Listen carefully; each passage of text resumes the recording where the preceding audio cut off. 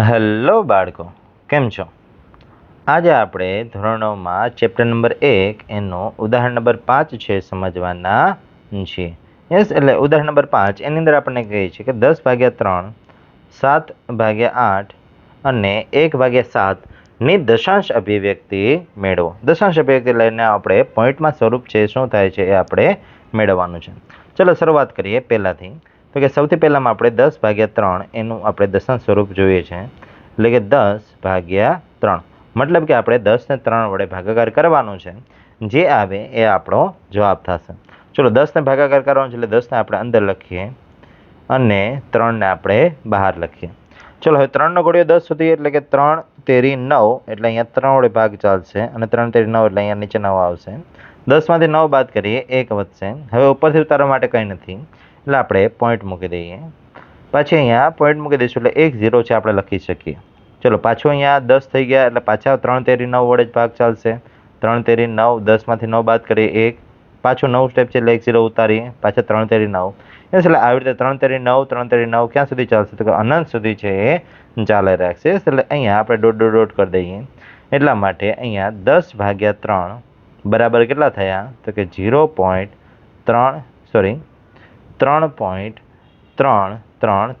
અનંત સુધી, એટલે 3.3333 અનંત સુધી. અને આને બીજા સ્વરૂપમાં લખવું હોય તો આપણે 3.312 પણ આપણે લખી શકીએ છીએ. અને હવે એમ કહે છે કે ભાઈ અહીંયા દશાંશ અભિવ્યક્તિ કઈ છે એ પણ આપણે દર્શાવવાની છે. એટલે કે અહીંયા સંખ્યા અનંત સુધી તો જાય જ છે, પણ 3 3 3 3 રિપીટ થઈને અનંત સુધી જાય છે. તેથી આપેલી જે સંખ્યા છે કેવી થશે? તો કે અનંત આવૃત દશાંશ છે એ થશે. એટલે કે અહીંયા આપણે લખી શકીએ કે ભાઈ 10/3 બરાબર 3.312 એ અનંત આવૃત દશાંશ છે. આવૃત દશાંશ છે. એટલે આવી રીતે છે આપણને આ સંખ્યા છે અનંત આવૃત દશાંશ છે એ મળી. ચલો બીજી સંખ્યા જોઈએ તો બીજી સંખ્યા શું છે? તો કે 7/8 છે. ચલો બીજી સંખ્યા 7/8 એનું પણ આપણે દશાંશ સ્વરૂપ છે મેળવવાનું છે. તો આમાં 7ને આપણે 8 વડે ભાગાકાર કરવાનો છે. ચલો હવે 7ને આપણે અંદર લખીએ અને 8 એને આપણે બહાર લખીને ભાગાકાર કરીએ. હવે 8ના ઘડિયામાં તો ક્યારે 7 આવવાનો નથી એટલે કે પોઈન્ટ મૂકી અને 1 0 છે એ ઉતારી. ચલો હવે 8નો ઘડિયો 70 સુધી. તો કે 8 8 64, 8 9 72 એટલે એ વધી જશે એટલે 8 વડે ભાગ ચાલશે એટલે 8 8 64. ચલો 70માંથી 64 બાદ કરીએ, 6 વધશે. અહીંયા પોઈન્ટ પછી 9 સ્ટેપ છે એટલે આપણે અહીંયા 0 લખી શકીએ એટલે 0 લખી નાખીએ. હવે અહીંયા કેટલા વડે ભાગ ચાલશે? તો કે 8 7 56. યસ, એટલે 7 વડે ભાગ ચાલશે એટલે 8 7 56. 60માંથી 56 બાદ કરી દઈએ એટલે 4 વધશે. 9 સ્ટેપ છે એટલે 0 ઉતારીએ. 8નો ઘડિયો 40 સુધી એટલે 8 5 40. યસ, એટલે આવી રીતે છે 40માંથી 40 એટલે શું થઈ જશે? 0 0 થઈ જશે. એટલે અહીંયા આપણને 7/8 બરાબર કેટલા મળ્યા?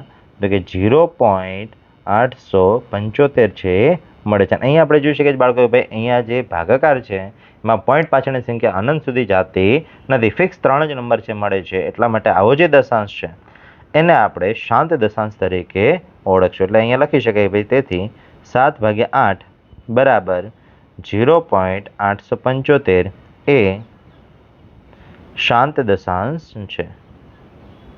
શાંત દશાંશ છે. યસ, એટલે આવી રીતે છે આપણને અહીંયા શાંત દશાંશ છે મળે છે.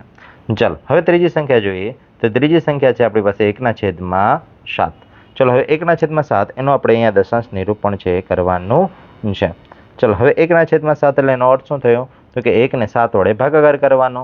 એટલે 1ને આપણે અંદર રાખીએ, 7ને આપણે બહાર રાખીએ. 7નો ઘડિયો 1 સુધી, 7ના ઘડિયામાં તો 1 ક્યારે આવવાનું છે નહીં. યસ, એટલે આપણે 0 પોઈન્ટ કરી દઈએ અને 1 0 ઉતારીએ. 10 7 1 7 કેટલા વધશે? 3 વધશે. પછી 9 સ્ટેપ છે એટલે 1 0 મૂકી શકાય. 7 ચોક 28 એટલે અહીંયા 30માંથી 28 બાદ કરી દઈએ, 2 વધશે. ચલો 9 સ્ટેપ છે 1 0 ઉતારીએ. 7 2 14 એટલે અહીંયા 14 વધશે. ચલો હવે આગળ તો કે 20માંથી 14 બાદ કરી દઈએ, 6 વધશે. ચલો હવે 7નો ઘડિયો અહીંયા 60 સુધી એટલે 7 8 56. 60માંથી આપણે 56 બાદ કરી દઈએ એટલે 56 બાદ કરી દઈશું એટલે કેટલા મળશે? તો કે આપણને 4 મળશે. ચલો 4 મળશે એટલે કે 9 સ્ટેપ છે 1 0 ઉતારીએ. પછી હવે 7નો ઘડિયો 40 સુધી, તો કે 7 પંચા 35. 40માંથી 35 બાદ કરી દઈએ એટલે આપણને 5 મળશે.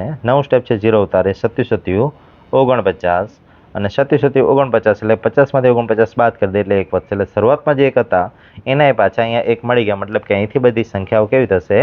રિપીટ થશે. એટલે આપણે ડોટ છે કરી દઈએ. એટલે અહીંયા 1/7 બરાબર આપણને કેટલા મળ્યા? તો કે 0.142 એનો 12, મતલબ કે આની આ સંખ્યા જે પાછી રિપીટ થવાની છે અને રિપીટ થાય છે અને અનંત સુધી જાય છે એટલે આપણે કહી શકીએ કે ભાઈ આપેલી સંખ્યા છે શું છે? તો કે અનંત આવૃત દશાંશ છે. યસ, એટલે કે તેથી લખી શકાય ભાઈ 1/7 બરાબર 0.142,857 એ અનંત આવૃત દશાંશ છે. અનંત આવૃત દશાંશ છે. યસ, એટલે અહીંયા આ દાખલો છે, ઉદાહરણ છે એ પૂરું થાય છે. થેન્ક યુ બાળકો. મળીએ નેક્સ્ટ વિડીયોમાં નેક્સ્ટ દાખલા સાથે.